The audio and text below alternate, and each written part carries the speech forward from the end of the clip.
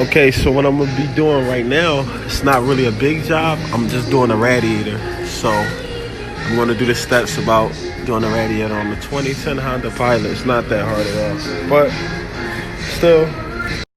Okay, so first thing you wanna do is take these clips out. Just pull these clips out because you wanna get this cover out of your way. And you wanna get this out your way too. So these little clips here, you wanna remove. Okay, once you get that cover out your way, you can see it's a lot more space for you to get to the radiator. And another thing you want to do before you do any job, always make sure that your new part that you're replacing, look at it and make sure it matches before you take out the old part. Because if you take out the old part and the new part doesn't fit or it's the wrong part, you're going to be mad and you got to wait for another part. So just make sure you have all that ordered out in order before you start taking the old part out. Okay, next what you want to do, as you can see, I removed these bolts here, so you give you even more space from the grill. You can pull this back, and you have to loosen this bracket, because if you don't, that radiator is not going to come out. So 1, 2, 3, 4, and this. Remove the latch from out of your way. You see here it's going to come in contact with it, just get it out of your way. Okay, the next thing to take off is the fan, and that's 6 bolts. 1, 2, 3, 4, and on the bottom they have 4 more. 8 bolts. Okay, now when you're finished up top, this whole plastic cover here has to come down. This whole one running across, and that's going to be held in by these screws. Not screws, the clips. And you can take them out the same way you got the ones out on top with a screwdriver, or if you got a clip tool. Okay, as you can see, I got this dangling here.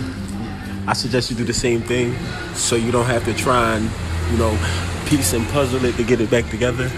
Okay, after you have that off, you're exposed to the bottom of the radiator. And that plug right here, the white one here, you gotta screw that out to the left and the antifreeze will drain.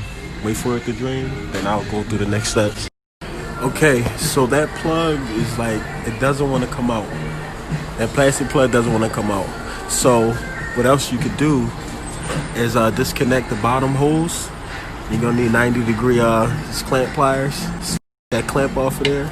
And then you just pull this hose back. But be careful, make sure you have a drain pan or something, because all that fluid is going to come rushing out of there. You might get soaked. Okay, so after you get them hoses and them bolts out, your fluid should leak. And there are transmission lines too that go right there on that silver piece. They're going to drip transmission fluid when you unplug them, because the transmission fluid is cooled by the radiator too. So don't be afraid if you see fluid dripping out.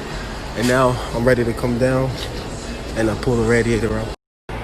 Okay, radiator is out. I actually needed to do more than what I expected. I had to take the condenser out to give it more room to pull back, but it's out. And like I said before, once you have it out, match your parts up. Make sure this one matches the new one you're gonna put. Make sure anything you have to transfer over, you transfer over, like this sensor here.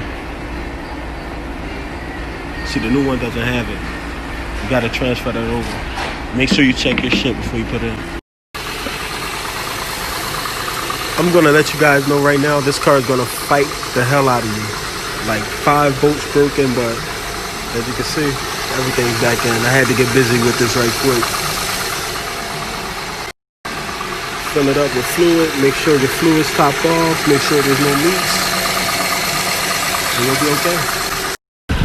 Also, after you're done everything and you pull the car out, get a gallon of water and just rinse the radiator off. Anything that touched the coolant, that the coolant had touched, just rinse it off, because you don't want to drive around smelling that shit.